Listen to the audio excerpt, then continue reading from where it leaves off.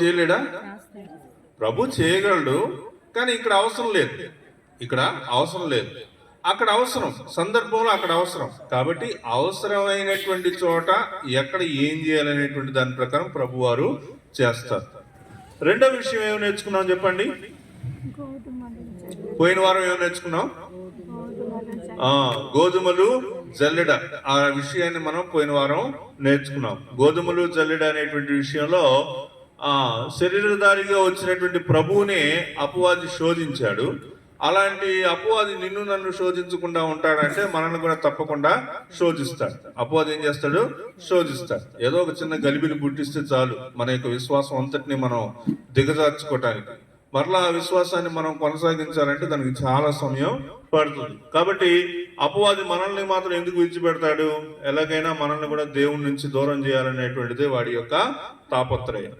కాబట్టి రక్షించబడినటువంటి మనం దేవుని సొత్తు. కాబట్టి రక్షించబడినటువంటి వాళ్ళని అపవాది తాకాలంటే ముందు దేవుడిని అడగాలి. దేవుడి దగ్గర పర్మిషన్ తీసుకొని ఆ పర్మిషన్ తర్వాతే మరి అపవాది మనల్ని శోధిస్తాడు. ఎవరిని?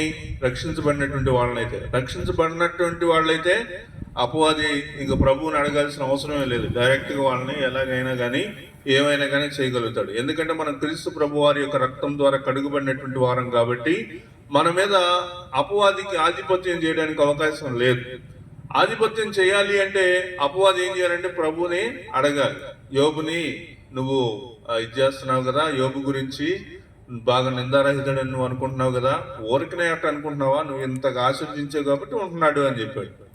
అయితే నేను ప్రాణం మాత్రం తీయదు, నీకు నచ్చినట్టు చేసుకోమంటే ప్రాణం తీయలేదు, కానీ ఇంకా చచ్చిపోయినటువంటి స్థితిలోకి తీసుకొచ్చాడు. చచ్చేంత పరిస్థితిలోకి తీసుకొచ్చాడు. అలా తీసుకొచ్చినా కానీ యోబు తన యొక్క విశ్వాసాన్ని పోగొట్టుకోలేదు. కాబట్టి ఆ విధంగా అపవాది మనల్ని శోధిస్తాడనేటువంటి విషయాన్ని మనం చూసాం. ఈ రోజు మనం సర్వాంగ కవచం అనేటువంటి మూడో విషయాన్ని మనం తెలుసుకోబోతా ఉన్నాం. అపవాది యొక్క తంత్రాలు ఏంటి అనే విషయాన్ని మొదటి వారంలో మనం నేర్చుకున్నాం. నిజానికి రెండో వారంలో నేర్చుకున్నాం.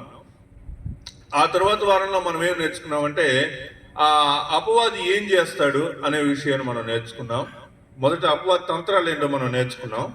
తర్వాత అపవాది ఏం చేస్తాడో మనం తెలుసుకున్నాం. అపవాది ఏం చేస్తాడంటే అందరినీ గోధుమల్లాగా జల్లించాలి అనేది అపవాది యొక్క కోరిక. ఇప్పుడు ఏం నేర్చుకుంటున్నామంటే అలాంటి అపవాదిని మనం ఎదిరించాలంటే ఏం చేయాలి? అపవాదిని ఎదిరించడం అనేటువంటిది మనకి చాలా ముఖ్యమైనటువంటి విషయం. అపవాదిని మనం ఎదిరించలేకపోతే అపవాది మన జీవితాన్ని నాశనం చేసేస్తాడు.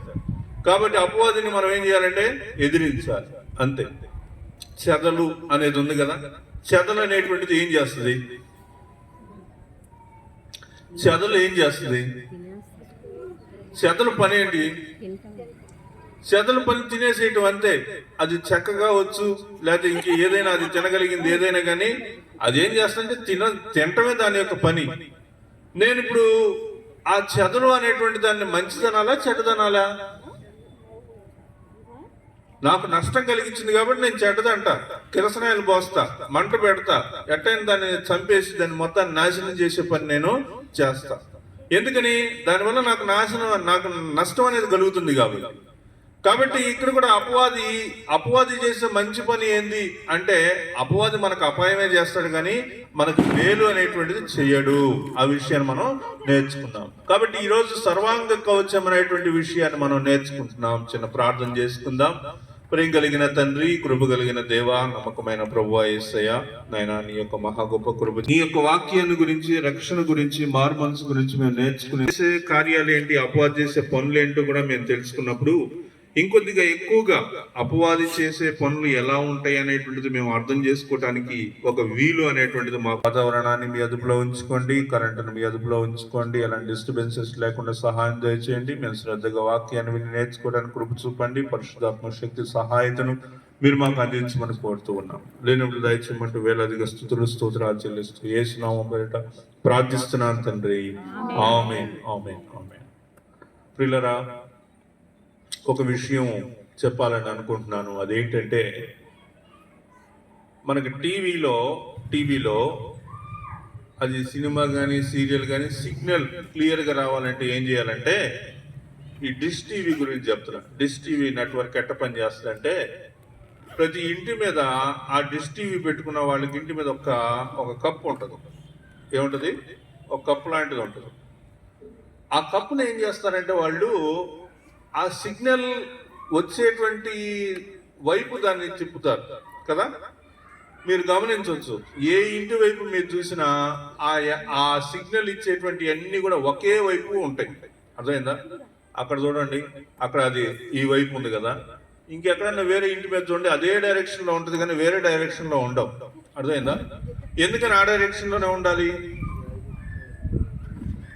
ఎందుకని ఆ డైరెక్షన్ లోనే ఉండాలంటే శాటిలైట్ సిగ్నల్ అనేటువంటిది అది దాంట్లో మరి ఎక్స్ యాక్సిస్ వై యాక్సిస్ లాగా ఉంటుందో లేకపోతే మరి లాటిట్యూడ్ లాంగిట్యూడ్ లాగా ఉంటుందో నాకు పెద్దగా తెలియదు, కానీ అది సిగ్నల్ అనేటువంటిది ఏ డిగ్రీ వైపు ఏ కోణంలో వస్తుందో ఆ కోణంలో ఈ రిసీవర్ పెడితేనే ఆ సిగ్నల్ అనేటువంటిది ఇది అందుకుంటుంది. అర్థమైందా? కాబట్టి మనం ఏ చర్చికి వెళ్తున్నాం అనేది ప్రాముఖ్యం కాదు, ప్రభువు దగ్గర నుంచి సిగ్నల్ మనకు అందిందా లేదా అది ముఖ్యం అన్నమాట. ఓకేనా? కాబట్టి మేము పలానా చర్చికి వెళ్తున్నాము, మీరు ఈ చర్చికి రమ్మంటున్నారు, లేకపోతే ఆ చర్చి ఈ చర్చి, మాకు ఆ భేదాలు ఏమీ లేవు. ఒకటే ఒక పాయింట్ మా మైండ్లో ఉంది, ఒకటే ఒకటి, క్రీస్తు ఎదుట మనల్ని మనము నిందారహితులుగా కనిపించాలి అనేటువంటి కోణం కోసం మాత్రమే మా యొక్క తాపత్రయమే కానీ మాకు డినామినేషన్ అనేటువంటి భేదాలు కానీ లేకపోతే ఆ చర్చి అని ఈ చర్చి అని అలాంటి విషయాలు మాకేమీ లేవు. మీరు ప్రభువుని నమ్ముకొని ప్రభు దృష్టిలో యథార్థంగా ఉంటే దానికి ఎవరి ద్వారా ఈ వ్యక్తి ప్రభువుని అంగీకరించాడు అనేటువంటిది దేవుడికి తెలుసు. ఎవరికి తెలుసు? దేవుడికి తెలుసు. దేవుడు మనకి తీర్పు చెప్పేది లేదా దేవుడు మనల్ని దీవించేదైనా మనకు కృప చూపేదైనా ఎవరైతే దేవుడు మనకు చూపుతాడు కానీ మనిషి కాదు. కాబట్టి మన యొక్క దృష్టి ప్రభు వైపు ఉందా, ప్రభువుని కేంద్రీకరించగలుగుతుందా లేదా అనేదే భక్తి, కానీ వేరే వేరే డినామినేషన్ భేదాల వల్ల మనకు వచ్చిన లాభాలనేవి ఏమీ లేవు. అది మీరు గుర్తుపెట్టుకోండి. మంచిది. సో ఈరోజు మన యొక్క వాక్యం అంతా కూడా దేని మీద ఉందంటే ఎఫెసీయులకు రాసిన పత్రిక 6వ అధ్యాయంలో 10వ వచనం నుంచి 18వ వచనం వరకు ఉన్నటువంటి వాక్య భాగాల గురించినటువంటి విషయాలే మనం ఈ యొక్క సాయంకాలం వేళ నేర్చుకోబోతా ఉన్నాం. క్రైస్తవ జీవితం ఒక ఆధ్యాత్మిక యుద్ధం అన్నమాట. క్రైస్తవ జీవితం అంటేనే మనం ఒక యుద్ధంలో ఉన్నాము అనే విషయాన్ని గుర్తుపెట్టుకోవాలి. మనం అపవాదితోనూ అతని చీకటి సైన్యంతోనూ యుద్ధం చేస్తున్నామని 10-12 వచనాల్లో ఉందన్నమాట. ఎఫెసీయులకు రాసిన పత్రిక 6వ అధ్యాయము 10, 11, 12 వచనాల్లో మనం చూసినప్పుడు మనం ఎవరితోటి యుద్ధం చేస్తున్నామంటే మనుషులతోటి కాదు, శరీరాలతోటి కాదు మనం యుద్ధం చేస్తుంది. ఎవరితోటి యుద్ధం చేస్తున్నాం చెప్పండి? మనము అపవాదితోనూ అతని చీకటి సైన్యంతోనూ యుద్ధం చేస్తా ఉన్నాం. దాన్ని చీకటి సైన్యం అని అన్నాను కానీ దురాత్మల సమూహం అని వాక్యంలో మనకి కనిపిస్తుంది అన్నమాట.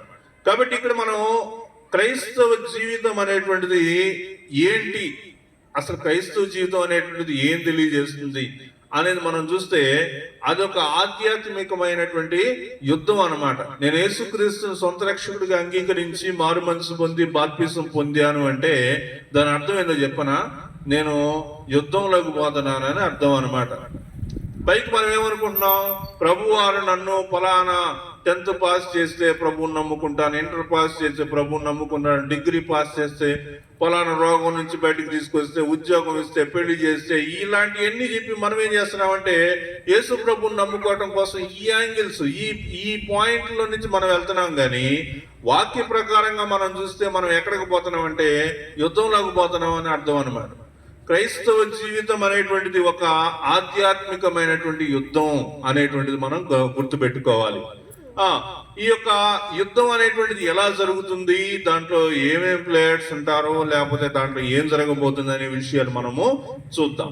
ఓకే, కొన్ని బొమ్మలు పెట్టాను, గబక్కను చూసి భయపడిపోకండి, అవి బొమ్మలు మాత్రమే. మనం పోరాడేది శరీరాలతో కాదు, రక్త మాంసాలు ఉన్న మనుషులతో కాదు, నిజంగానే ఒక అదృశ్యమైన దురాత్మల సమూహంతో పోరాడుతున్నాం. ఇది నిజం అన్నమాట, వాస్తవం.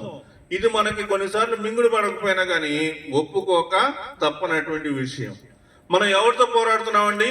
మనం పోరాడేది ఆ అదృశ్యమైనటువంటి దురాత్మల సమూహంతో మనం పోరాడుతున్నాము. ఇది ఆత్మీయమైనటువంటి యుద్ధం. అంటే శరీరం అనేటువంటిది ఆత్మ అనేటువంటి విషయం తర్వాతే గాయపరచబడుతుంది, కానీ ముందు ఆత్మానుసారమైనటువంటి పరిస్థితులు ముందు మనకు కనిపిస్తాయి అన్నమాట. తర్వాత మనం చూస్తే కొంతమంది చీకట్లో ఏవో ఆకారాలు కనిపిస్తున్నప్పుడు, ఏవో భయానకమైనటువంటి పీడకలలు వచ్చినప్పుడు, నిద్రపోతున్నప్పుడు ఎవరో గుండెల మీద కూర్చున్నట్టు, పీక నొక్కేసినట్టు, చంపేస్తున్నట్టు అనిపిస్తూ ఉంటది. మీకు ఎప్పుడన్నా ఇలా అనిపించిందో లేదో నాకు తెలియదు, కానీ నేనైతే మాత్రం చాలా సార్లు ఎట్లాంటిగా అనుభవించాను.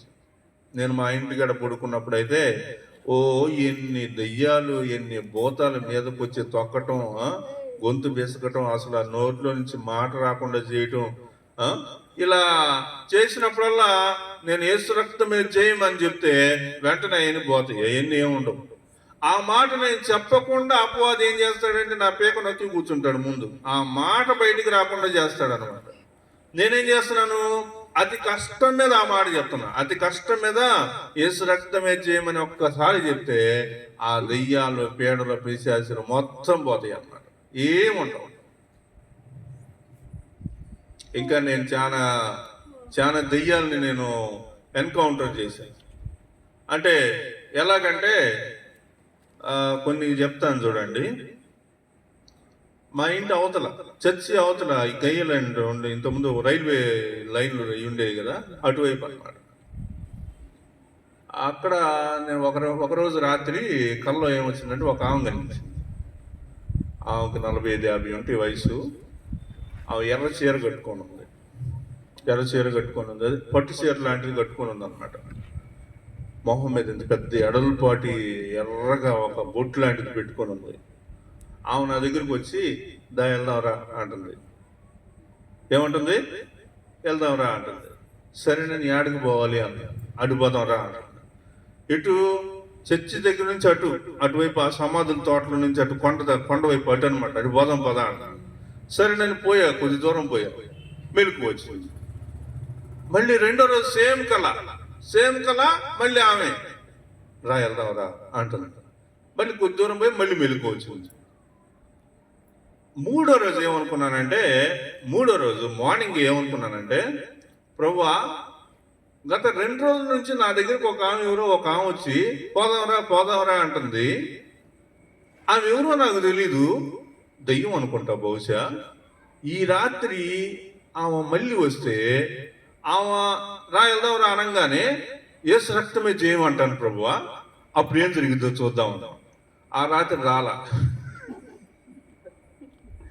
అంటే దీని అర్థం ఏందో చెప్పునా? దీని అర్థం ఏంటంటే అపవాదులు, పీడలు, పిశాచులు లేకపోతే దయ్యాలు అనే ఎక్కడో లేవు, ఇక్కడిక్కడే తిరుగుతూ ఉంటాయి. అర్థమైందా? అయ్యో కొండల్లోనో లోయల్లోనో ఏడో కాసుకొని ఉండి రాత్రిపూట బయటకు వచ్చి ఈ అడవుల్లో ఉండే జంతువులు కానీ రాత్రిపూట రోడ్ల మీదకి వచ్చినట్టు అట్ట ఏం కాదు, ఏడైనా కానీ ఉంటాయి, అలానే ఉంటాయి. అవి ఏం చేస్తుంటాయి అంటే ఏ కాడికి మన యొక్క విశ్వాసాన్ని క్షీణింపజేయటమే వాటి పని. అర్థమైందా? మన విశ్వాసాన్ని క్షీణింపజేయటమే వాటి పని అన్నమాట. ప్రభువు నమ్ముకున్న వాళ్ళు, విశ్వాసంలో ఉన్నటువంటి వాళ్ళకైతే ఇలాంటి విషయాలు బయటపడతాయి. అసలు ప్రభువుని నమ్ముకున్న వాళ్ళు అనుకోండి, అవి చూడంగానే భయపడతారు. భయపడిన కాడి నుంచి వాళ్ళకి తలకాయ నొప్పి, ఇంకా రకరకాలుగా ఏవో అవుతూ ఉంటాయి. ఇంకా చిన్నగా వాళ్ళు ఏం చేస్తారంటే మానసికంగా ఇదైపోయి చచ్చిపోతారు. రాత్రి మా చర్చికి ఒక 3 వచ్చారు. మీరున్నారు కదా, మనందరం కలిసి ప్రార్థన చేసాం. అటువైపు ఆ కృష్ణుడి గుడి ఎదురుగా నేను ఉదయం పూట అటు వెళ్ళేటప్పుడు ఆయన కనిపించారు. కాబట్టి ప్రియులరా, ఈ విషయాలు కొంతమందికి మాట్లాడుకుని ఉంటే బాగుండు అనిపిస్తుంది. కొంతమందికి ఏమనిపించింది, ఎందుకు ఇటు మాట్లాడుతున్నారు, దెయ్యాలు లేవు, భూతాలు లేవు, అవన్నీ అపోహలు, లేనిపోని మీరు దెయ్యాలు అవన్నీ చెప్పి మీరు మీ క్రైస్తవ మతంలోకి ఏందో మీరేదో ప్రత్యేకమైన వాళ్ళు అన్నట్టుగా చెప్పుకోవటం కోసం చెప్తున్నారా ఇవన్నీ అని అంటారు. కానీ వాళ్ళకి అవగాహన లేదు. వాళ్ళకి ఏం లేదు, అవగాహన లేదు. దేవుడు మనకు ఆ అవగాహన దయచేశారు. కొంతమంది అదైన తర్వాత ఇంకొంతమందికి ఏమనిపిస్తుంది అంటే అసలు అలాంటి అనుభవాలే ఉండవు. వాళ్ళకి చాలా సాధారణంగా ఉంటారు కాబట్టి సాతాను తనను పట్టించుకోడని, సాతాను వల్ల తనకేమి ఇబ్బంది ఉండదని వాళ్ళు అనుకుంటారు. అర్థమైందా? ఇప్పుడు నేను చెప్తున్న క్రైస్తవులో కొన్ని భాగాలు చెప్తాను చూడండి, దాన్ని బట్టి మీరు అర్థం చేసుకోవచ్చు. ఏంటి ఆ భాగాలంటే,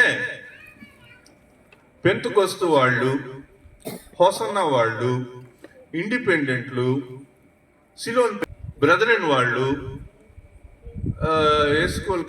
ఎన్నో దెయ్యాలను వెలగొట్టిన విషయాలు మనం చూస్తా ఉన్నాం. వాక్యం నిజమే కదా, వాక్యం నిజమే కదా. అప్పుడు జరిగినలేండి ఇప్పుడు జరగవు అంటే దాని అర్థం ఏంటంటే నువ్వు అపవాది యొక్క తంత్రాలను వినాలని నువ్వు అనుకోవట్లేదు. అపవాది యొక్క తంత్రాల గురించి నువ్వు ఎందుకు వినాలని అనుకోవట్లేదు? ఎందుకంటే అపవాది నేను ఆ విషయంలో పట్టి ఉంచాడు కాబట్టి నువ్వు వినాలని అనుకోవట్లేదు. సరే, మన వాక్యం నుంచి చూద్దాం కొన్ని విషయాలు. మన అనుభవాలను బట్టో, అంటే నేను నమ్ముతున్నాను కాబట్టి, దెయ్యాల గురించి నేను నమ్ముతున్నాను కాబట్టి, కొంతమంది నమ్మట్లేదు కాబట్టి వాళ్ళని బట్టో నన్ను బట్టో కాదు, మన అనుభవాలను బట్టో భయాలను బట్టో ఉన్న ధైర్యాన్ని బట్టో కాదు. దీన్ని అర్థం చేసుకోకూడదు కానీ, ఇలాంటి విషయాలను అర్థం చేసుకోకూడదు కానీ వాక్యాన్ని బట్టి మాత్రమే దీన్ని మనం అర్థం చేసుకోవాలి. అలా అవ్వలేదు అనుకోండి, చాలా దారుణంగా మనం పక్కదారిలోకి వెళ్ళిపోతాం. ఒక చర్చికి వెళ్ళే వాక్యం చెప్తాను. ఆ చర్చిలో స్త్రీలు మాట్లాడకూడదు, సైలెంట్గా ఉండాలి. వాళ్ళు మాట్లాడటానికి లేదు, ఆరాధన చేయటానికి లేదు. ఆ చర్చిలోకి వెళ్తే ఎంతసేపు వాక్యం చెప్తున్నా 50 మంది 80 మంది కూర్చున్నారు, వాళ్ళలో ఉలుకు పలుకు లేదండి. అమ్మ వాక్యం వింటున్నారా అంటే ఏమి లేదు, ఎట్నే చూస్తున్నారు అందరూ. వీళ్ళకి అసలు ఏమైనా అర్థం అవుతుందా లేదా అని నేను ఛాన్సర్లు అనుకున్నాను. తర్వాత ఆయన చెప్పాడు, మా చర్చి క్రమంలో అంతేనండి, అవన్నీ ఏమి లేవు, మీరు చెప్పుకుంటా వెళ్ళిపోవచ్చు అన్నాడు. అంటే వాళ్ళకి దాని అర్థం ఏంటంటే వాళ్ళు చాలా దారుణంగా పక్కదారిలోకి వెళ్ళిపోయారు. వాళ్ళు అసలు వాక్యం దాటి వాక్యంలో ఉన్న సత్యాలను మర్చిపోయి వాళ్ళు ఏం చేశారంటే ఒక పద్ధతిని పెట్టుకున్నారు, ఆ పద్ధతిలో వెళ్తున్నారు. ఆ పద్ధతిలో కొన్ని విషయాలు వాళ్ళు ఏమయ్యారంటే మర్చిపోయారు.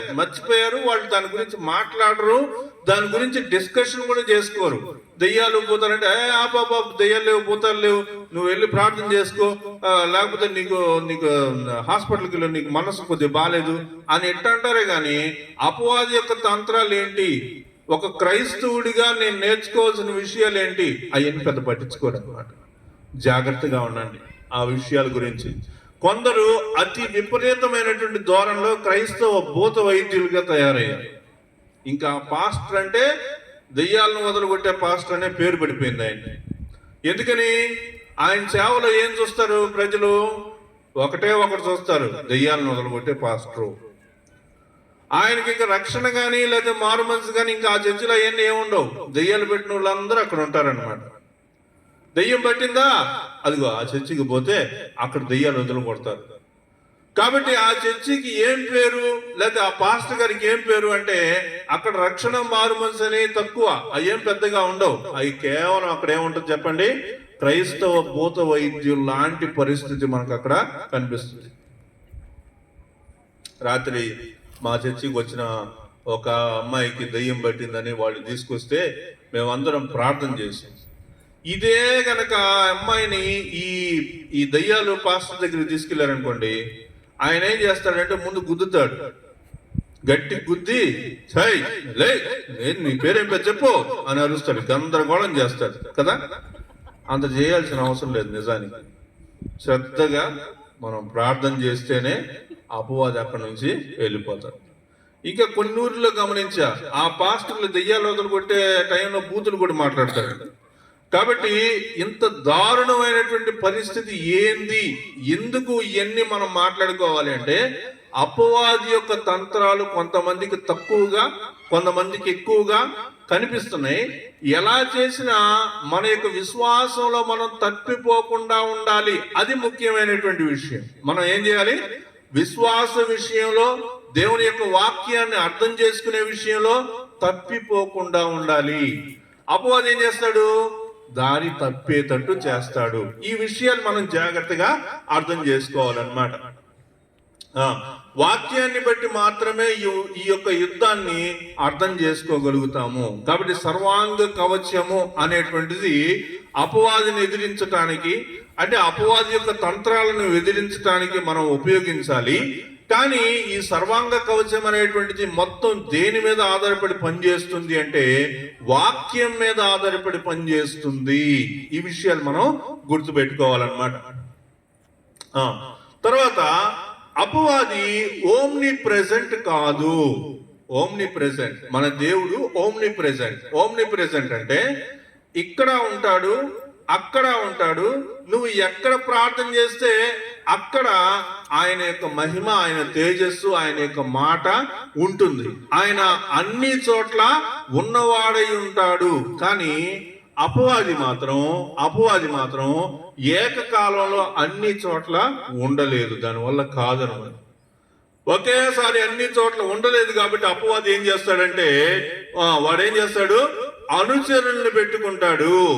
అపవాది యొక్క గొప్పతనం ఏంటంటే, లేకపోతే సైతాన్ యొక్క గొప్ప విషయం ఏంటి అనేటువంటిది మనం గమనించాలంటే, ప్రధానులు, అధికారులు, లోకనాథులు, దురాత్మల సమూహాలు, వివిధ స్థాయిలో ఉన్నటువంటి హోదాల్లో పనిచేస్తున్నటువంటి అంధకార శక్తులు, వీళ్ళని ఉపయోగించుకుంటాడు.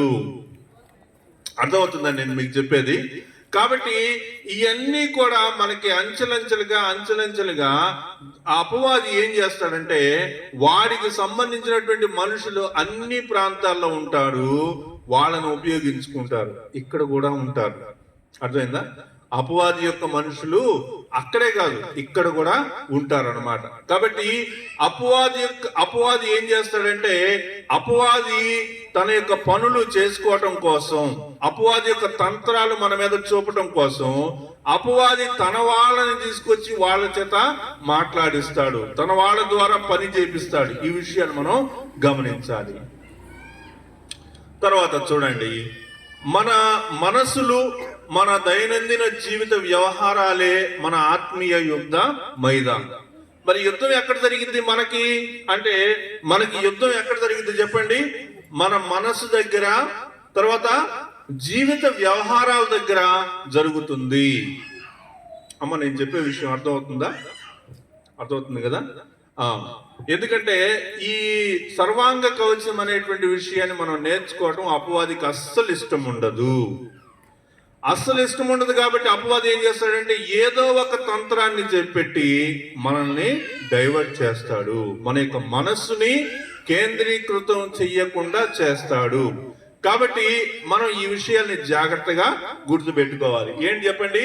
మన మనసులు, మన యొక్క జీవిత వ్యవహారాలు, మన మనసు జీవిత వ్యవహారాలు, ఈ రెండు విషయాల్ని మనం ఎప్పుడైతే కట్టుదిట్టం చేసుకోగలుగుతామో, అపవాది యొక్క తంత్రాల నుంచి మనం బయటపడటం చాలా ఈజీ అవుతుంది. అర్థమైందా?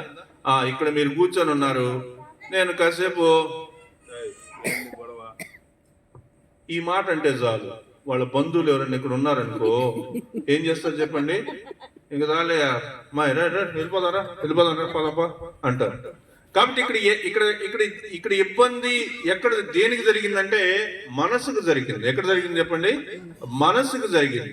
మనం ప్రార్థనకు పోకపోవటానికి కారణం ఏంటంటే, అపవాది మనసులో ఇబ్బంది పెడతాడు. ఎక్కడ పెడతాడు?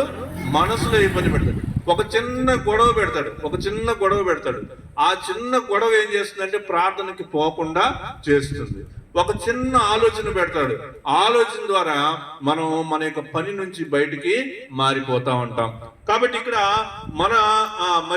మన యుద్ధ భూమి ఎక్కడంటే, మన యొక్క మనసు, మన యొక్క జీవిత వ్యవహారాలే దానికి ప్రధానమైనటువంటి యుద్ధ భూమి, లేకపోతే మన యుద్ధం చేసే ప్లేస్ ఎక్కడ అనేటువంటిది. కాబట్టి మన యుద్ధం చేస్తున్నటువంటి ప్లేస్ లో ఫస్ట్ ప్లేస్ అయితే చెప్పండి, మన మనసు అర్థమైందా?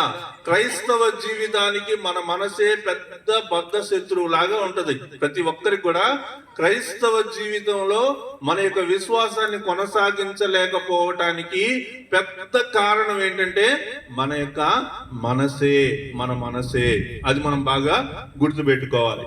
తర్వాత దేవునికి వ్యతిరేకమైనవి చేయాలని ప్రేరణ కలిగితే అది దురాత్మ దురాత్మ మరి దాడి మన మీద ఎలా చేస్తాడంటే దేవునికి వ్యతిరేకమైనటువంటి వాటిని చెయ్యాలి అనేటువంటి ప్రేరణ కలిగిస్తాడు. దేవునికి వ్యతిరేకమైనటువంటివి ఏం చేయగలుగుతావు చెప్పండి? దేవునికి వ్యతిరేకమైనవి ఏం చేయగలుగుతావు చెప్పండి? సైలెంట్ ఉండాలి. ఈరోజు టాపిక్ హాట్ టాపిక్. మీకు అర్థం కాదు ఈ విషయాలు, మాకు మాత్రం అర్థం అవుతుంది. ఏం చెప్తున్నాను నేను? దేవునికి వ్యతిరేకమైనటువంటి చెయ్యాలనేటువంటి ప్రేరణ మనసులో కలిగితే మనం ఏమనుకోవాలి చెప్పండి? దాన్ని అపవాది దాడి చేస్తున్నాడు. అపవాది ఏం చేస్తున్నాడు? దాడి చేస్తున్నాడు. ఏం దాడి చేస్తాడు చెప్పండి? ఇప్పుడు దేవునికి వ్యతిరేకమైనటువంటివి నీ చేత చేపిస్తాడు. ఏం చేపిస్తాడు దేవునికి వ్యతిరేకమైనవి చెప్పండి? అపవాదికి ఏం కావాలి అసలు నీ దగ్గర నుంచి? అపవాదికి నీ దగ్గర నుంచి ఏం కావాలి? అపవాదికి నీ దగ్గర నుంచి డబ్బు లేకపోతే ఏదో కాదు. నీకు అపవాదికి కావాల్సింది నీ సమయం కావాలి. ఏం కావాలి? నీ సమయం. ఈ రోజు నువ్వు చర్చిలోకి వచ్చావు, ఆదివారం చర్చికి వచ్చావు, చర్చిలో కూర్చున్నావు, ప్రార్థన చేస్తా ఉన్నావు. ఈ లోపల అపవాది ఏం చేస్తాడంటే ఆలోచన పెడతాడు మైండ్ లో. ఎక్కడ పెడతాడు? మనసులో ఆలోచన పెడతాడు. ఏం పెడతాడు? Phone the. ఏమంటాడు చెప్పండి? ఫోన్ తీసి ఫోన్లో ఏం చేస్తావు? చూడు, అప్డేట్స్ చాలా పంపించాను చూడు. నేను ఏం అప్డేట్స్ పంపించావు? నీ మనసుకు బాగా నచ్చిన ఒక వ్యక్తి చాట్ చేసేది పెట్టాడు అన్నమాట. అంటే ఈ టైంలో నువ్వేం చేయలేవు, నువ్వు కాదనలేనటువంటి పరిస్థితి అది. అర్థమైందా? చర్చిలో ఉన్నటువంటి ఫోన్ పట్టుకుని బయటికి వెళ్ళిపోతారు. ఏంది ఆ ఫోను? ఏం లేదు, మీరు ఓటు ఎవరికి వేయాలని నిర్ణయించుకున్నారు, మా ఆయనకి ఓటేయండి. అవసరం ఉన్నా లేకపోయినా అపవాది యొక్క తంత్రం అదంతే. అది అపవాది యొక్క తంత్రం. ఆ తంత్రంలో నువ్వేం చేసావు? ఇరుక్కుని పైకి లేసి వెళ్ళిపోయావు అంతే. మళ్ళీ ఎప్పుడు వస్తావు చెప్పండి? మళ్ళీ ఎప్పుడు వస్తావంటే నువ్వు ఆరాధన అయిపోయిన తర్వాత వస్తావు. ఆరాధన అయిపోయి ప్రభు బల్ల అయిపోయిన తర్వాత అప్పుడు వచ్చి అరే ఆరాధన చేయలేకపోయాను ఈ వారం కూడా, అరే ప్రభు బల్లలో పాల్గొనలేకపోయాను ఈ వారం కూడా అని అనుకుంటావు. కానీ అపవాది యొక్క తంత్రం అని మనం గ్రహించాం.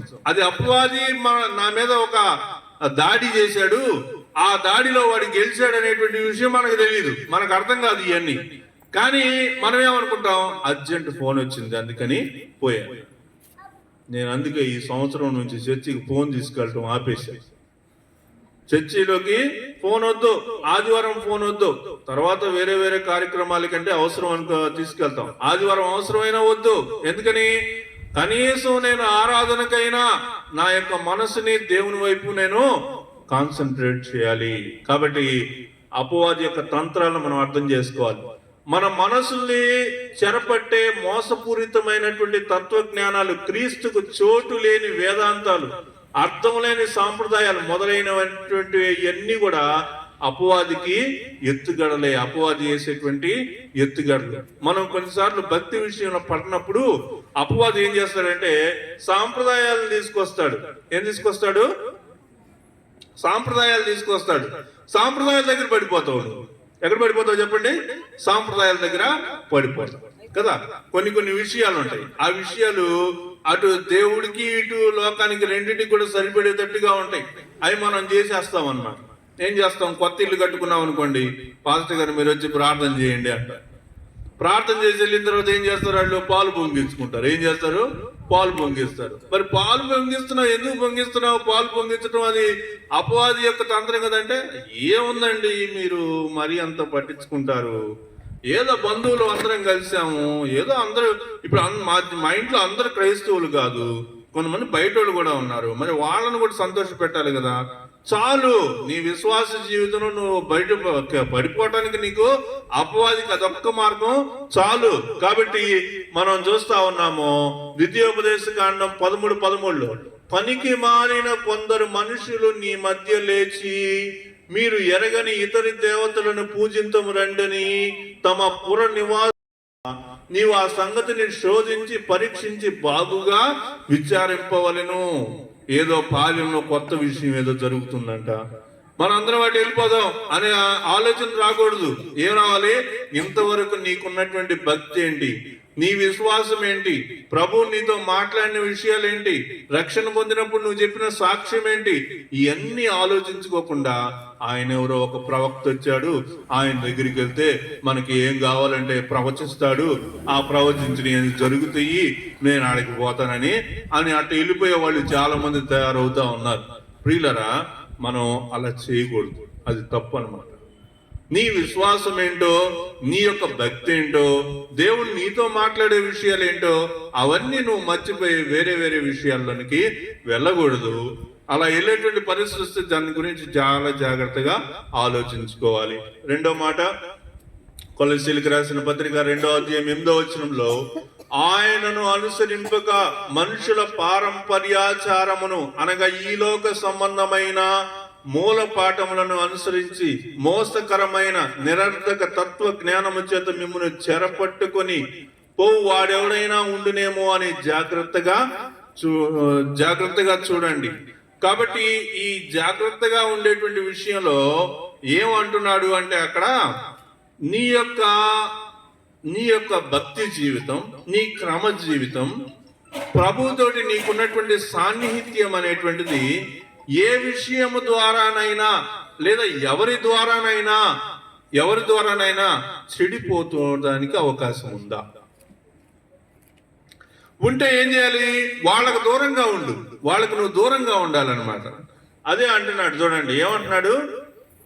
ఆయనను అనుసరింపక అంటే ప్రభువును అనుసరింపక మనుషుల పారంపర్యాచారమును అనగా ఈ లోక సంబంధమైన మూల పాఠములను అనుసరించి, అంటే ప్రభువును అనుసరించకుండా లోక విషయాలను అనుసరించి మోసకరమైన నిరర్ధక తత్వజ్ఞానము చేత మిమ్మును చెరపట్టుకొని పోవు వాడెవడైనా, మోసకరమైనటువంటి విషయాలు చెప్పి మిమ్మల్ని చెరపట్టుకొని పోయేటువంటి వాడెవడైనా ఉంటే వాడి గురించి మీరేం చేయాలి? జాగ్రత్తగా ఉండండి అనే విషయము చెప్తా ఉన్నాడు. రోమన్ క్యాథలిక్ మిషన్ అని సోములూరు అంటారు. వాళ్ళ తోటి తెలిసిన ఒక ఆయనతోటి నేను ఒకసారి మాట్లాడుతున్నా, చాట్ చేస్తా ఉన్నా. దీపావళి రోజు అనమాట. ఆ రోజు దీపావళి రోజు ఆ రోజు నేను ఆయన మాటతోటి కలిపేసి చెప్పటం అనేటువంటిది ఏంటిది? వక్ర భాగం లేదా వక్రీకరింపబడిన వాక్యం.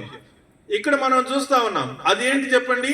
ఈ లోక సంబంధమైన మూల పాఠాలను ఏం చేశాడంటే వాక్యంతో మిక్స్ చేసి పారేశాడు. మిక్స్ చేసేసి వాక్యంలోనే నువ్వు వెళ్తున్నావు, కానీ ఈ ఆచారం కూడా వాక్యానికి సంబంధించినట్టుగానే ఉంది కదా అని మన చేత అపవాది వాక్యాన్ని అడ్డం పెట్టుకొని ఏం చేస్తాడు? అది చేస్తాడు, ఇది చేస్తాడు, రెండు చేస్తాడు. నువ్వు మర్చిపోతావు ఆ విషయాన్ని, నువ్వు గుర్తు పెట్టుకోలేవు. ఒకవేళ నువ్వు దాన్ని ఆలోచించినా అది అపవాది తంత్రం అని నువ్వు గ్రహించలేనటువంటి స్థితిలో నిన్ను ఉంచుతాడు. జాగ్రత్త పడాలి. కాబట్టి మనం ఇక్కడ చూస్తా ఉన్నాం, ఈ యొక్క యుద్ధంలో ప్రతి విశ్వాసి సైనికుడే.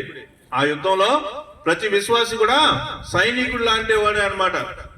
ఈ యుద్ధం చేయడానికి, అపవాది తంత్రాలను ఎదిరించడానికి మనం దేవుడిచ్చే సర్వాంగ కవచాన్ని ధరించాలి.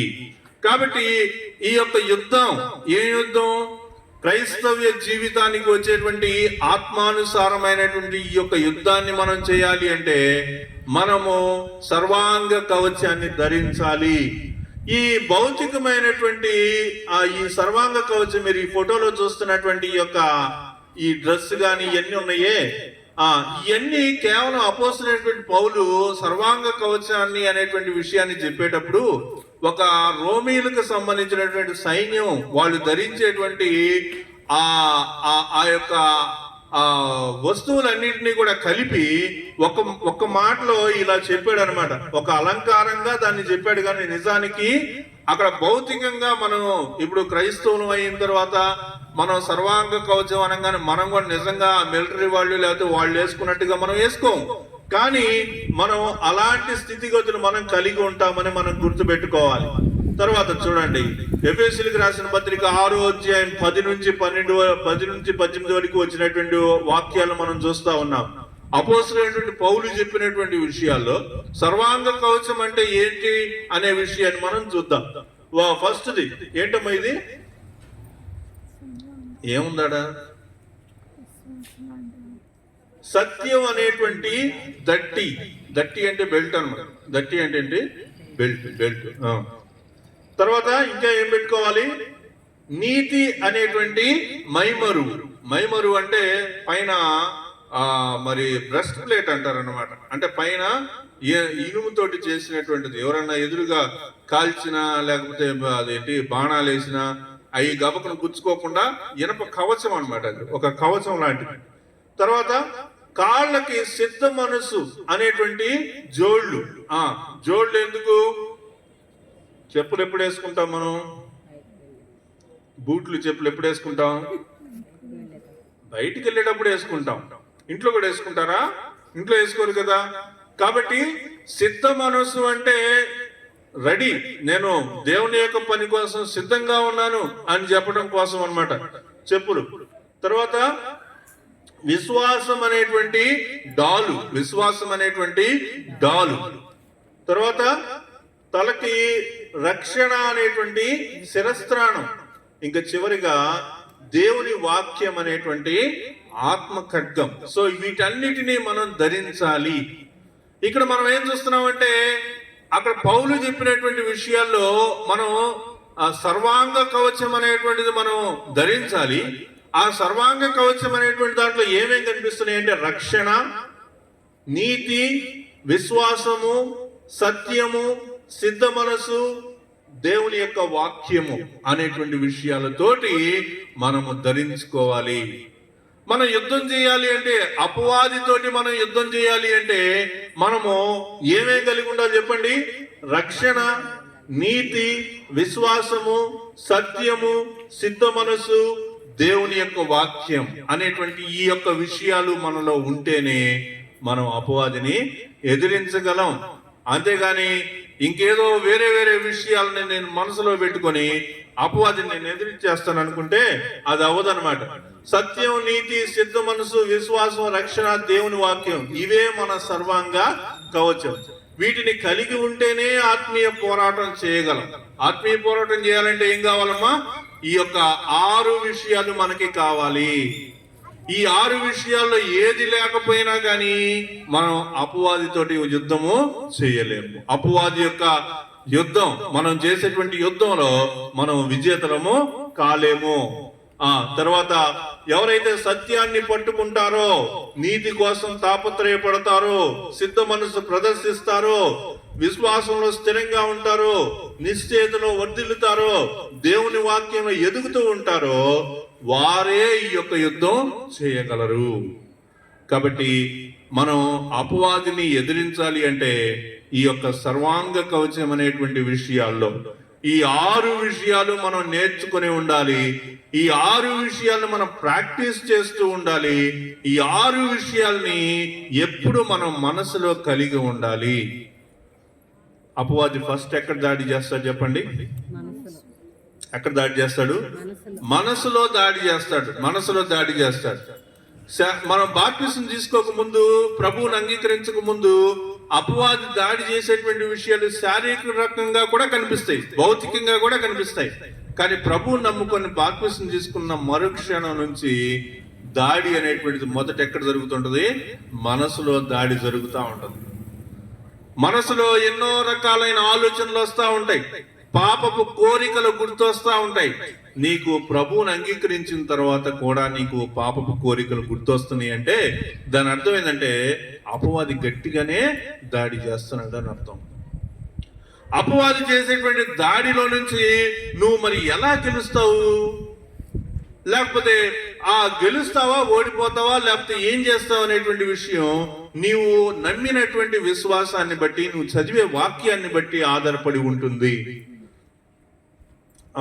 చూడండి, దేవుని సైనికునికి సత్యం అనేటువంటి నడికట్టు చాలా అవసరం. నడికట్టు చాలా అవసరం. ఏంటది? సత్యం. సత్యం. ప్రభువు సత్యమై ఉన్నాడు. నేనే మార్గమును సత్యమును జీవమునని ప్రభు చెప్పి ఉన్నారు. కాబట్టి ఆ సత్యం అనేటువంటి విషయాన్ని నీ హృదయపూర్వకంగా నువ్వు అంగీకరించాలి. ప్రభువు సత్యం అనేటువంటి విషయం నువ్వు తెలుసుకోవాలి. నీ జీవితము సత్యవంతమైనటువంటి జీవితమై ఉండాలి.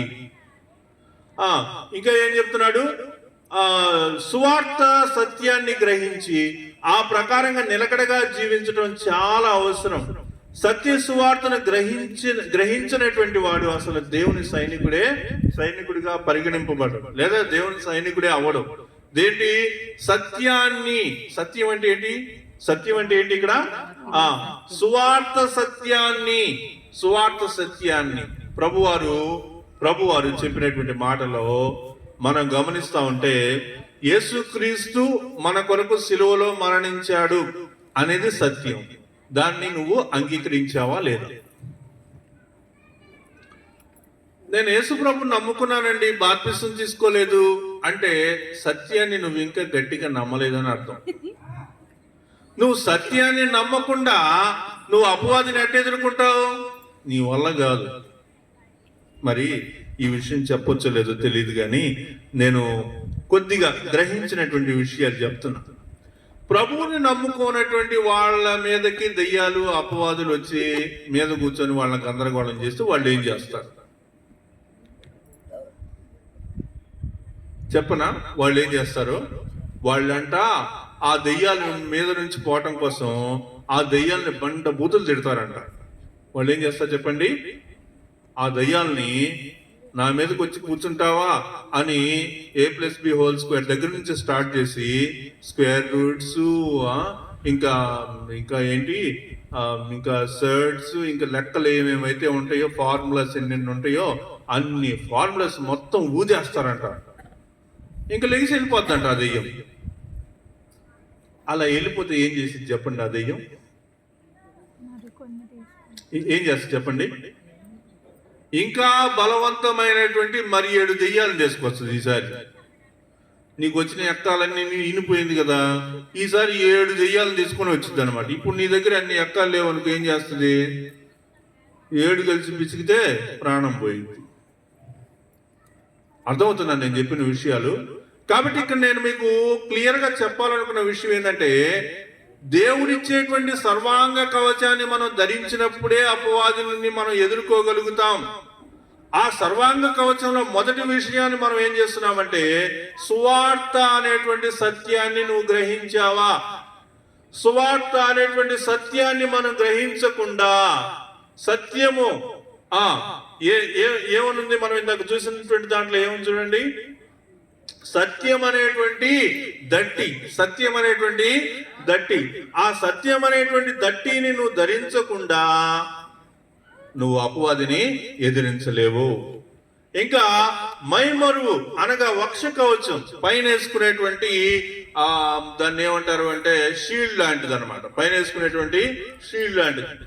మైమరువు అనగా వక్ష కవచం నీతి మన నవీన స్వభావంలో భాగం. ఎఫెసీయులకు రాసిన పత్రిక 4:24లో మన క్రియల వల్ల ఈ నీతిని మనం సంపాదించుకోలేం, ఈ నీతిని క్రీస్తులో ఉచితంగా దేవుడే మనకి ఇచ్చాడు. రెండో విషయం సత్యం మొదటిదైతే, రెండోది ఏంటిది? నీతి. నీతి ప్రవర్తన, నీతిగా జీవించడం. ఈ నీతి కూడా నీ క్రియల వల్ల వచ్చే నీతి కాదు. ఏమి నీతి ఇది? దేవుడిచ్చేటువంటి నీతి. కాబట్టి క్రీస్తులో నీవు పొందుకున్నటువంటి నీతి, ప్రభువుకు సంబంధించిన నీతి నువ్వు కలిగి ఉండాలి. సత్యం అనేటువంటి దట్టి ఉండాలి, నీతి అనేటువంటి మైమరువు నీకు కలిగి ఉండాలి. తర్వాత పాదరక్షలు లేని సైనికులు ఎన్ని అవస్థలు పడతారో మనకి తెలుసు, అంతే కదా? సైనికుడు అనేటువంటి వాడు చెప్పులు లేకుండా యుద్ధానికి పోతే ఎట్లుండదు చెప్పండి? అది అసలు కాని పని అనమాట. కాబట్టి ఎంత పెద్ద షూ దొరికితే అంత మంచి క్వాలిటీగా ఉండేటువంటి వేసుకుని పోవాలని చూస్తారు.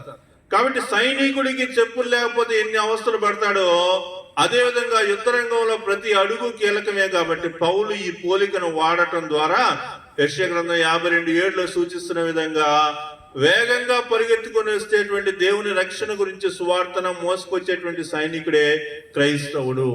కాబట్టి దేవుని రక్షణ గురించినటువంటి సువార్త సిద్ధ మనస్సు అనేటువంటి జోడు. కాబట్టి క్రీస్తు గురించినటువంటి సువార్త అనేటువంటి దాని విషయంలో నీకేముండాలి? సిద్ధ మనస్సు ఉండాలి. సిద్ధ మనస్సు. మరి ప్రభువుని గురించి మీకు సిద్ధ మనస్సు ఉందా? మీకు నిజంగా సిద్ధ మనసు ఉంటే ప్రార్థన 10:30 కంటే 10:30కే వస్తారు. కానీ 10:30కి మీరు రాలేకపోతున్నారంటే దాని అర్థం ఏంటి? సిద్ధ మనసు లేకపోవటం. సిద్ధ మనసు ఎందుకు లేదు? అపవాది మనసులో రకరకాలైన ఆలోచనలు పెట్టాడు కాబట్టి, నీ యొక్క ఆలోచనల్లో దాడి చేశాడు కాబట్టి, ఆ దాడిలో నువ్వు లొంగిపోయావు కాబట్టి నువ్వేమవుతున్నావు అంటే సమయానికి వెళ్ళలేకపోతా ఉన్నావు. ప్రియులారా, సిద్ధ మనసు అనేటువంటి జోడు ధరించాలి. సిద్ధ మనసు అనేటువంటిది ఉండాలి. ఎప్పుడు ప్రభు పని అంటే సిద్ధంగా ఉండాలి. నీ పని నీకు ఉండొచ్చు, ఈ భూలోకంలో నీ ఉద్యోగం నీకు ఉండొచ్చు, నువ్వు చేసేటువంటి పని నీకు ఉండొచ్చు, కానీ ప్రభువుకి ఇవ్వగలిగినటువంటి సమయాన్ని నువ్వు సిద్ధంగా ప్రభు కోసం ఉండాలి. ఇలా చెప్పొచ్చు, సాయంత్రం నాకు 4ంటికి డ్యూటీ అయిపోద్ది, 5 నుంచి నేను రాత్రి ఖాళీగా ఉంటా, ప్రభు కోసం ఎక్కడికైనా వస్తా అని చెప్తే ప్రభు తప్పకుండా నిన్ను ఆ దిశలో వాడుకుంటాడు. సిద్ధ మనసు అనేది చాలా అవసరం. సువార్త సందేశాన్ని చాటించేందుకు అతడు ఎల్లప్పుడూ సంసిద్ధంగా ఉంటాడు. కాబట్టి క్రీస్తుని గురించినటువంటి సువార్త ప్రకటించడానికి సంసిద్ధంగా ఉంటావా లేదా అనే విషయం చాలా ముఖ్యమైనటువంటిది. తర్వాత మనం చూస్తా ఉన్నాం, చూడండి, యుద్ధంలో మనల్ని మనం రక్షించుకోగలిగేటువంటి స్థితి, డాలుని అడ్డు పెట్టుకోవటం. ఎదురుగా అపవాది వేసేటువంటి అగ్ని బాణాలను మనం ఆపాలి అంటే మన చేతులు ఏముండాలి? డాల్ ఉండాలి. ఒక డాల్ అనేటువంటి చాలా అవసరం. నాటి యుద్ధాల్లో అగ్ని బాణాలు వాడటం అనేటువంటిది మామూలే. అపవాది వేసే అగ్ని బాణాలని ఆర్పాలంటే మనం విశ్వాసం అనేటువంటి డాలు పట్టుకోవాలి. విశ్వాసం ఎవరిపైన? మన పైన కాదు, దేవుని పైన. కొంతమంది విశ్వాసం ఉందా నీకంటే ఐఎమ్ రియల్లీ సెల్ఫ్ కాన్ఫిడెన్స్, నాకు ఐఎమ్ రియల్లీ కాన్ఫిడెంట్ పర్సన్ అండి అంటారు. నీ మీద నీకు కాదు విశ్వాసం ఉండాల్సింది, దేవుని మీద. దేవుని మీద విశ్వాసం ఉండాలి. అవును, దేవుడే నా యొక్క డాలు, నాకు ప్రభు మీద నాకు విశ్వాసం ఉంది అనే విషయం నువ్వు హృదయపూర్వకంగా చెప్పగలిగేటువంటి స్థితి ఉండాలి. ఒక పెద్ద కష్టతరమైనటువంటి పరిస్థితిలోంచి మీరు వస్తున్నారు అనుకోండి, అనారోగ్య పరిస్థితితో, అప్పుల బాధో, లేకపోతే ఏదో ఒక కఠినమైనటువంటి స్థితిలో వస్తున్నారు అనుకోండి. అప్పుడు అందరూ ఏం చెప్పారు? నీ స్నేహితులు కానీ నీ బంధువులు కానీ ఏం చెప్పారు? ఇది ఎవరి వల్ల కాదు, దేవుడు కూడా ఏం చేయలేడు, ఇంకొదిలేసుకో అనే పరిస్థితి వచ్చింది అనుకోండి. అలా వచ్చినప్పుడు కూడా నీకేముండాలి చెప్పండి? విశ్వాసం ఉండాలి. విశ్వాసం అన్నది నిరీక్షింపబడు వాటి యొక్క నిజస్వరూపము, లేనివి ఉన్నవి అని చెప్పటానికి రుజువు ఏంటి? విశ్వాసం. కాబట్టి సర్వాంగ కవచము ధరించేటువంటి నీలో విశ్వాసం ఉండాలి. ఆ విశ్వాసం ఎలాంటి విశ్వాసం అయి ఉండాలి చెప్పండి? లేనివి ఉన్నవి అని చెప్పే అంత విశ్వాసం అన్నమాట. లేనిది లేదు, ఇప్పుడు లేదు, కానీ ఉంది అని చెప్పే అంత విశ్వాసం నీకు రావాలి. ఇంకా మనం ఇక్కడ చూస్తే రోమా సైనికులు తలకు పెట్టుకునేటువంటి ఇత్తడి ఇనుప హెల్మెట్ లాంటిది అనమాట. ఇది దేవుడిచ్చేటువంటి రక్షణ అనేటువంటి శిరస్త్రాణం మనల్ని భద్రంగా ఉంచుతుంది. రక్షణ అంటే ఏంటో ఎరగనటువంటి వాడు ఆత్మీయ యుద్ధం చేయాలనుకోవడం అర్ధరహితం. రక్షణ పొందిన వాడు మాత్రమే దేవుని సైనికుడు అవుతాడు. కాబట్టి దేవుడు ఇచ్చేటువంటి సర్వాంగ కవచం ధరించాలనుకునేటువంటి వాడు ఏమై ఉండాలి చెప్పండి? రక్షింపబడినటువంటి వాడై ఉండాలి. నేను యేసుక్రీస్తు నా సొంత రక్షకుడిగా నేను ఇంకా అంగీకరించలేదు, అయినా కానీ నేను అపవాదిని ఓడించగలను అని అనుకోవడం పెద్ద పొరపాటు అన్నమాట. కాబట్టి ఎప్పుడైతే నువ్వు రక్షింపబడనప్పుడు నువ్వు ఎక్కడున్నావు అని అర్థం? అపవాది కిందే, అపవాది చేతుల కింద, అపవాది స్వహస్తాల కింద నువ్వు ఉన్నావు అని అర్థం. ఎప్పటి వరకు? రక్షింపబడనంత వరకు. కాబట్టి రక్షింపబడకుండానే నేను సర్వాంగ కవచాన్ని ధరించి అపవాదిని ఎదిరించగలననేటువంటి మాట నువ్వు చెప్పలేవు. కాబట్టి సర్వాంగ కవచము ధరించాలి అంటే రక్షింపబడాలి. కాబట్టి ఈ విషయాలన్నిటిలో కూడా మరి మనము ప్రాముఖ్యంగా గమనించాల్సిన విషయం, యుద్ధంలో 2 విధానాలు ఉంటాయి. దాడి చేయడం లేదా దాడిని తట్టుకోవటం. దాడి చేయడం లేదా దాడిని తట్టుకోవడం. ఇప్పటి వరకు నేను చెప్పిన జస్ట్ దాడిని తట్టుకోవడం వరకే అన్నమాట. ఇప్పుడు మనం మాట్లాడుకున్నదంతా ఏంటి చెప్పండి? ఆ దాడిని తట్టుకొని నిలబడటం అనేటువంటిది ఏంటో అనేది దాని గురించే మనం చూసాం. ఇప్పుడు పౌలు మాట్లాడుతుంది ఏంటంటే దాడి చేయటం గురించి చెప్తున్నాం. అంటే ఇప్పుడు వరకు మనం మాట్లాడుకుంది రక్షణ ఏంటిది? తలకి రక్షణ, శిరస్త్రాణం ఏంటిది? తల మీద దెబ్బ తగలకుండా, కాళ్ళకి చెప్పులు ముళ్ళు గుచ్చుకోకుండా, తర్వాత బాడీకి పెట్టుకునేటువంటి బ్రెస్ట్ ప్లేట్ దేనికి? ఎవరు బాడీ మీద దాడి చేయకుండా. ఇంకోటి ఏంటిది? డాలు ఎందుకు? అగ్ని బాణాల సహితం ఆర్పగలిగే దానికోసం. ఇవన్నీ దేనికోసం అంటే నిన్ను నువ్వు కాపాడుకోవటం కోసం మాత్రమే, నువ్వు యుద్ధం చేయడం కోసం కాదు. కానీ ఇప్పుడు మనం చెప్పబోయేటువంటి విషయం దేనికోసం అంటే నువ్వు యుద్ధం చేయబోయేటువంటి దానికోసం. ఏంటో చెప్పండి? ఇప్పుడు పౌలు మాట్లాడుతుంది దాడి చేయడం గురించి. సర్వాంగ కవచం జాబితాలో ఆఖరి దాని గురించి మనకి ఇవ్వబడిన ఒకే ఒక ఆయుధం గురించి మనం చూస్తా ఉన్నాం. ఏంటా ఒకే ఒక ఆయుధం? దేవుని వాక్యం అనేటువంటి ఖడ్గం. దేవుని వాక్యం అనేటువంటి ఖడ్గం. కాబట్టి మనం ఆ మిగిలిన 5 విషయాలతోటి మనల్ని మనం రక్షించుకోగలం. కానీ మనం యుద్ధం చేయాలంటే మాత్రం మనకేం కావాలి? దేవుని వాక్యం అనేటువంటి ఖడ్గం కావాలి. అపవాది ప్రభు వారిని శోధించాడు, 3 సార్లు శోధించాడు. ఆ 3 సార్లు శోధిస్తే 3 సార్లు కూడా అపవాదిని ప్రభు వారు దేనితోటి అడ్డుకున్నారు అంటే వాక్యముతోనే. కాబట్టి ఇక్కడ మనకి ఏం కనిపిస్తుంది? ప్రధానంగా ఏం కావాలి? దేవుని వాక్యం అనేటువంటి ఖడ్గం. ఏం ఖడ్గం అంటే నిజమైనటువంటి ఖడ్గం కాదు. వచ్చినటువంటి ప్రతి ఒక్క అవరోధ పరిస్థితులన్నింటినీ నువ్వు కత్తి తీసుకుని పొడిచినట్టుగా పొడవటం అని కాదు. దేంతో పొడవాలి చెప్పండి? మనం ఎదురుగా వచ్చినటువంటి సమస్యలను దేంతో పొడవాలి? దేవుని వాక్యంతో పొడవాలి. ఏంటి నీకు కష్టం వచ్చింది, ఇరుగు వచ్చింది, ఇబ్బంది వచ్చింది, అప్పుడు నువ్వు యూజ్ చేయాల్సిన కత్తి ఏంటి చెప్పండి? దేవుని యొక్క వాక్యం. దేవుని యొక్క వాక్యం ఎలా ఉంది? బాధ కలుగు చేసేవాడు నేనే, దాన్ని మానిపేవాడిని నేనే. వాక్యం ఎలా తెలియజేస్తా ఉంది? నిన్ను స్వస్థపరిచే యెహోవాను నేనే. ఇది కత్తి అన్నమాట. మాట అనేటువంటిది ఏంటి? కత్తి. ఆ కత్తితోటి పొడిచినప్పుడు అపవాది అనేటువంటి వాడు వెళ్ళిపోతాడు అనేటువంటి విషయాన్ని మనము గ్రహించాలి. నేను చివరికి వస్తా ఉన్నాను. సర్వాంగ కవచంలో మిగిలిన ఉపకరణాలన్నీ దాడిని తట్టుకొని నిలబడటానికే వాక్యం అనేటువంటి ఒక ఖడ్గం మాత్రమే శత్రువుపై దాడి చేయడానికి ఉపయోగపడతా ఉంది. తర్వాత పౌలు తన పత్రికల్లో వాక్యాన్ని, సువార్తని సమానార్థాలుగా వాడటం మనం మర్చిపోకూడదు. ఇక్కడ మనం చాలా జాగ్రత్తగా గమనించాల్సింది వాక్యము సువార్త. వాక్యము సువార్త. వాక్యం అనేటువంటిది ఖడ్గం. వాక్యం అనేటువంటిది ఖడ్గం. ఇదే ఖడ్గాన్ని మనం సువార్త కూడా వాడవలసినటువంటి వాడిగా ఉంటా ఉన్నాం. అపవాది పైకి మనం దూకి దాడి చేయాలంటే సువార్త వాక్యాన్ని జులిపించాలి. కాబట్టి మనము అపవాది యొక్క తంత్రాన్ని ఎదుర్కోవటం కోసం మనకు కావలసినటువంటి రకరకాలైనటువంటి విషయాలు మనం చూసాము. వాటి ద్వారా మనం ఏం చేస్తామంటే మనం కాపాడుకుంటాం. కానీ యుద్ధం చేయాలంటే మాత్రం మనకేం కావాలి? కత్తి కావాలి, ఖడ్గం కావాలి. అదేం ఖడ్గం అంటే అది దేవుని వాక్యం అనేటువంటి ఖడ్గం అని మనం తెలుసుకుంటా ఉన్నాం. కాబట్టి మనము చివరికి వస్తా ఉన్నాం.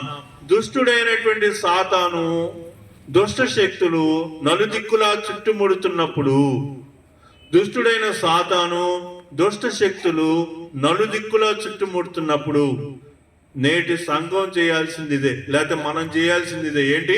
సత్యవాక్యాన్ని ప్రకటించడం, సత్య సువార్తను ప్రకటించటం. 4 దిక్కుల నుంచి అపవాది రకరకాలైనటువంటి శోధనల చేత నిన్ను కొమ్ముతా ఉన్నప్పుడు, లేదా నేటి సంఘాన్ని, సమాజాన్ని మరి కప్పివేస్తూ ఉన్నప్పుడు దాని నుంచి మనం బయటపడాలి అంటే మనం చేయాల్సిన పని ఏంటో తెలుసా? దేవుని యొక్క వాక్యం అనేటువంటి ఖడ్గాన్ని మరి ఉపయోగించవలసిన వారిగా ఉంటా ఉన్నాం. కాబట్టి దేవుని యొక్క వాక్యాన్ని మనం ప్రకటించడం, సువార్తను మనం ప్రకటించడం అనేటువంటిది మనం చెయ్యాలి అంటే మనకు కొన్ని విషయాలు ముందుగా తెలిసి ఉండాలి. మనకేమి తెలియకుండా మనం వాక్యాన్ని ప్రకటించలేం. ఏం తెలియకుండా సువార్తను ప్రకటించలేం. ఎందుకంటే దేవుని యొక్క వాక్యాన్ని మనం ఉపయోగించాలి అంటే మొదట మనకు కొన్ని విషయాలు తెలియాలి. ఏం తెలియాలి చెప్పండి? సత్యం అంటే ఏంటో తెలియాలి. ఏం తెలియాలి? సత్యం అంటే ఏంటో తెలియాలి. అది ఎలా వెల్లడైందో చెప్పాలి. తర్వాత నీతి అంటే ఏంటో తెలియాలి. అది ఎలా వస్తుందో తెలుసుకోవాలి. సమాధాన సువార్త అంటే ఏంటో తెలియాలి. అది ఎలా సాధ్యమవుతుందో కూడా మనం తెలుసుకోవాలి. విశ్వాసం అంటే ఏంటో తెలుసుకోవాలి. అది ఎలా కలుగుతుందో కూడా మనము తెలుసుకోవాలి. తర్వాత రక్షణ అంటే ఏంటో తెలియాలి. అది ఎలా గ్రహించబడుతుందో అది ఎలా గ్రహించబడిందో అనేది తెలియాలి. దేవుని వాక్యం అంటే ఏంటో తెలియాలి. అది ఎలా రూపాంతరం చెందుతుందో అనేటువంటి విషయాలు మనకి తెలియాలి. ఈ 6 విషయాలు దేవుడిచ్చేటువంటి సర్వాంగ కవచములోని విషయాలే. కాబట్టి దేవుడిచ్చేటువంటి సర్వాంగ కవచాల్లో ఉండేటువంటి ఆ 6 రకాలైనటువంటి విషయాలు ఏమిటి అనేటువంటి విషయాలు మనకు తెలియకుండా మనం అపవాదిని ఎదిరించలేము. ఇవేమీ తెలియకుండా నేను సర్వాంగ కవచాన్ని ధరించగాను అని అనుకోవడం మనల్ని మనమే భ్రమపరుచుకోవడం అని మరి వాక్యం మనకు తెలియజేస్తా ఉంది.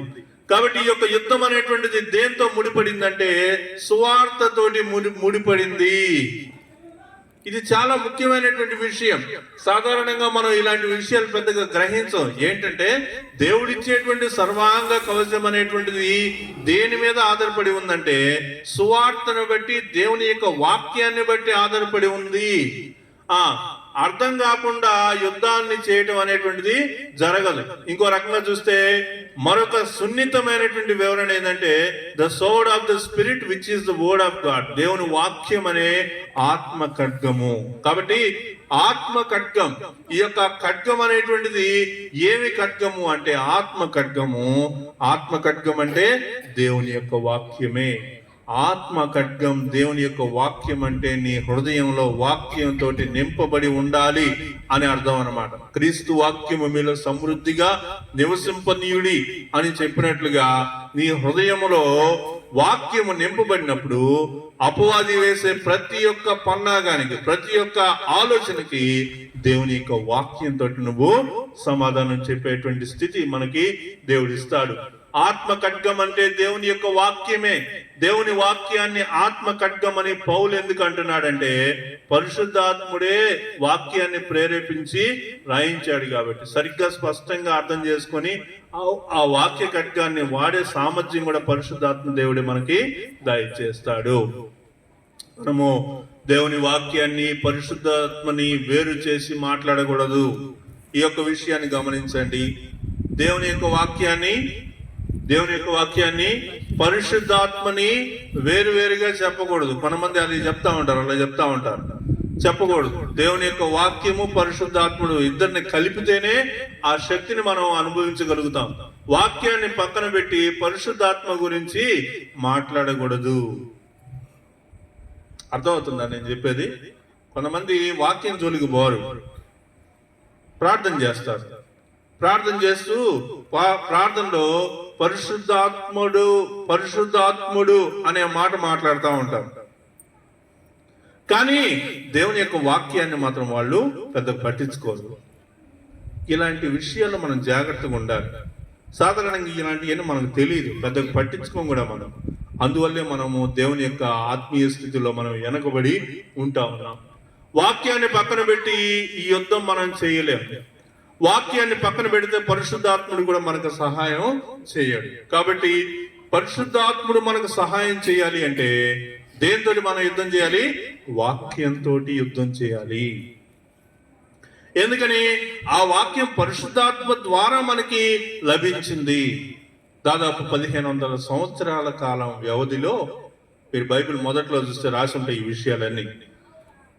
బైబిల్ ఎప్పుడు రాయబడింది అంటే 1500 సంవత్సరాల కాల వ్యవధిలో రాయబడింది. అర్థమైందా? 1500 సంవత్సరాల కాల వ్యవధిలో యేసుక్రీస్తు గురించి రాయబడిందంటే అది అసలు మామూలుమైన విషయం అని చెప్పండి. ఇంకా వేరే వేరే మత గ్రంథాలు ఒకళ్ళు కూర్చొని రాశారు, లేదా కొంతమంది కూర్చొని రాశారు, కానీ బైబిల్ అలా రాయబడలేదు. బైబిల్ ఫస్ట్ 5 కాండాలు మోషే రాశాడు, ఆ తర్వాత యెహోషువ రాశాడు, ఆ తర్వాత దావీదు రాశాడు, ఆ తర్వాత సొలొమోన్ రాశాడు, ఆ తర్వాత చిన్న ప్రవక్తలు రాశారు, ఆ తర్వాత సువార్తలు. ఇవన్నీ కూడా ఒకళ్ళు కూర్చొని రాసినవి కాదు.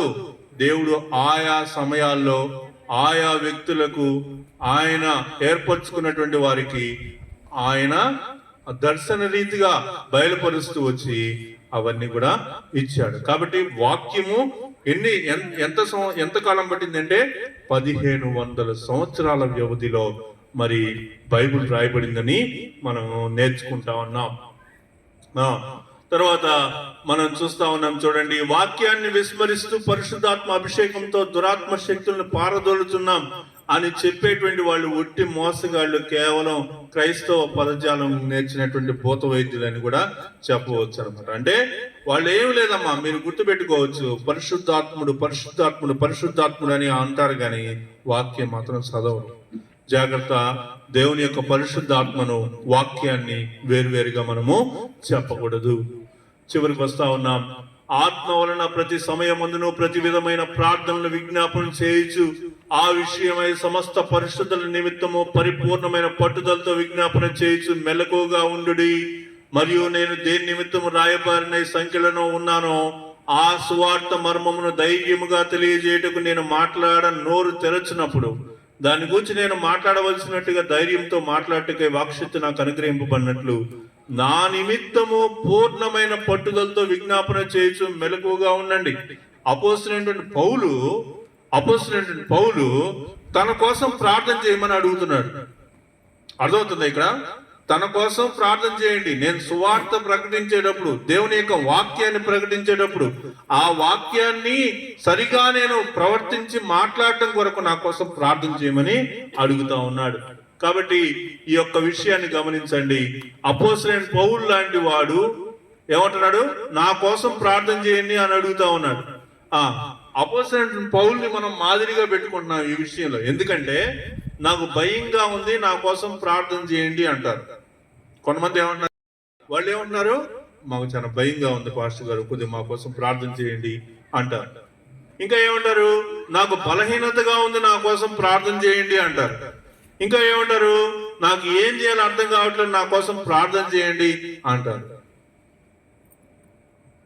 ప్రియులారా, ఇలా అడగటం చిన్నతనంగా భావిస్తారు కొంతమంది. అలాంటి వాళ్ళందరూ పౌలుని చూసి నేర్చుకోవాలి. కొంతమంది మా కోసం ప్రార్థించండి అని అడగటాన్ని తప్పుగా అనుకుంటారనమాట, లేదా నామోషిగా అనుకుంటారు. అలా అనుకోవాల్సిన అవసరం లేదు. అపోస్తలుడైన పౌలు సహితం ప్రార్థించమని అడిగినప్పుడు మనం కూడా అడగొచ్చు అనమాట. తర్వాత సువార్తను నమ్మకంగా బోధించాలంటే నిర్భయంగా బోధించాలి.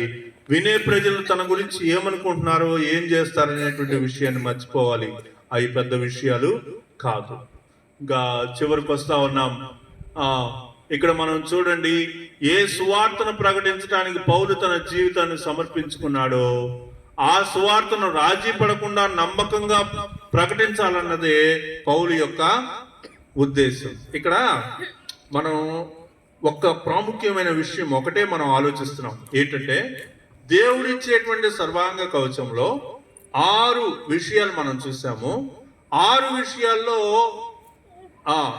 దేవుని యొక్క వాక్యము అనేటువంటి ఖడ్గము అనే మాట మనం చూసాం కదా. ఈ విషయాలన్నీ మనం నేర్చుకుంటూ వచ్చే క్రమంలో పౌలు ప్రభువారి దగ్గర నుంచి పౌలు నేర్చుకున్నటువంటి విషయాలు, పౌలు మనకు చెప్తున్నటువంటి విషయాలు, ఈ యొక్క సర్వాంగ కవచాన్ని ధరించేటువంటి విషయంలో మనం ఏం చేస్తే మన యొక్క సర్వాంగ కవచాన్ని మనం ధరించడానికి, దాన్ని మనం ఫాలో అవటానికి వీలవుతుంది అంటే ఒకే ఒక్క విషయం కనిపిస్తుంది. ఏంటో చెప్పండి? దేవుని యొక్క వాక్యాన్ని వినటం, దేవుని యొక్క వాక్యాన్ని బోధించటం, దేవుని యొక్క వాక్యాన్ని హృదయంలో భద్రపరచుకోవటం అనే విషయాలు మనకి కనిపిస్తా ఉన్నాయి. ఇంకా చీకటి శక్తులకు భయపడకుండా జీవించాలంటే, చీకటి శక్తులకు భయపడకుండా జీవించాలంటే ఒకటే మార్గం. ఏంటది? వెలుగులో నడవటం.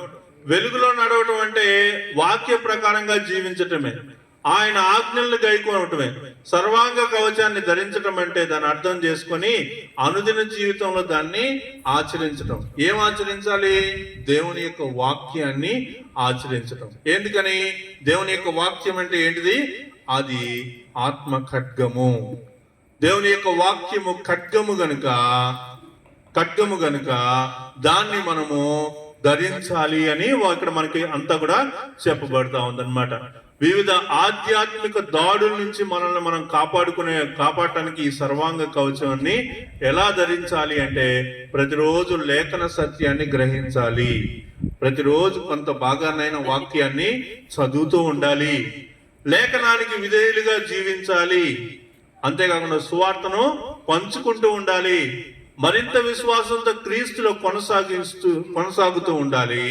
అలా చేయటమే సర్వాంగ కవచాన్ని మనము ధరించటం అన్నమాట.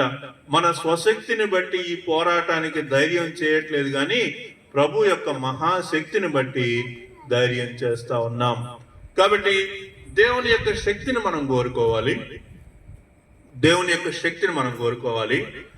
రక్షణ పొందాలి, నీతిగా జీవించాలి, సత్యవంతమైనటువంటి సువార్తను మనం అంగీకరించాలి, సిద్ధ మనసు అనేటువంటి జోడి మనం ధరించాలి. వీటన్నిటికంటే కూడా దేవుని వాక్యం అనేటువంటి ఖడ్గమును మనము కలిగి ఉన్నప్పుడు, దేవుని యొక్క వాక్యం అనేటువంటి సువార్తను మనం గ్రహించినప్పుడు, ఆ ఆత్మ ఖడ్గము మనకు ప్రతి ఒక్క అంధకార సంబంధమైన చీకటి శక్తుల నుంచి విడుదల కలిగించడానికి దేవుడు మనకు ఆయన మనకు తోడు తన యొక్క కృపను దయచేవాడై ఉన్నాడని నమ్ముతా ఉన్నాం. ప్రార్థన చేసుకుందాం. ఒకసారి మిమ్మల్ని మీరు పరిశీలనగా ఈ దినము వాక్యం విన్నటువంటి వారిలో ప్రభువా రక్షణ అంటే ఏంటో, మైమరు అంటే ఏంటో, సిద్ధపాటు కలిగినటువంటి పాదాలు లేదా జోళ్ళు అంటే ఏంటో, ఆత్మ ఖడ్గం అంటే ఏంటో తెలియనటువంటి వారైతే నాయన జాగ్రత్తగా వాక్యమును చదివి తెలుసుకున్నట్టు కృప చూపమని కోరుతూ ఉన్నాం. ఈ సాయంకాల వేళ ప్రభు నాయన అపవాదిని ఎదిరించేటువంటి సర్వాంగ కవచమును ప్రభు మేము నిజముగా ధరించినటువంటి వారమై ఆత్మ ఖడ్గమును ప్రభు నాయన ఇదిగో తండ్రి నాయన సువార్త దేవుని వాక్యం అనేటువంటి ఖడ్గమును ప్రభు నాయన మేము ధరించి వారిగా చేయమని కోరుతూ ఉన్నాం. మేము ఆల్రెడీ ధరించామని అనుకుంటున్నాం, కానీ పరిస్థితులను బట్టి ఆలోచనను బట్టి ఆలోచించుకొని చూస్తే మేము ధరించలేదు అనిపిస్తా ఉంది. ప్రభువా నాయన ఒక నిర్ణయంతో మా జీవితాలను మేము మార్చుకోవడానికి మీ యొక్క కృప చూపమని కోరుతూ ఉన్నాం. సమస్త మహిమాగంతా ప్రభువాన్ని మీకే ఆరోపిస్తా ఉన్నాం. ఈ దినం పలహారం తీసుకొచ్చిన పున్నారావు కుటుంబానికి నాయన మీ కృప చూపండి, మీ యొక్క ఆశీర్వాదం మీరు అందించమని కోరుతూ ఉన్నాం. సమస్త మహిమాగంతా ప్రభువాన్ని మీకే ఆరోపిస్తూ యేసు నామం పేరిట ప్రార్థిస్తున్నాను తండ్రి. ఆమేన్, ఆమేన్.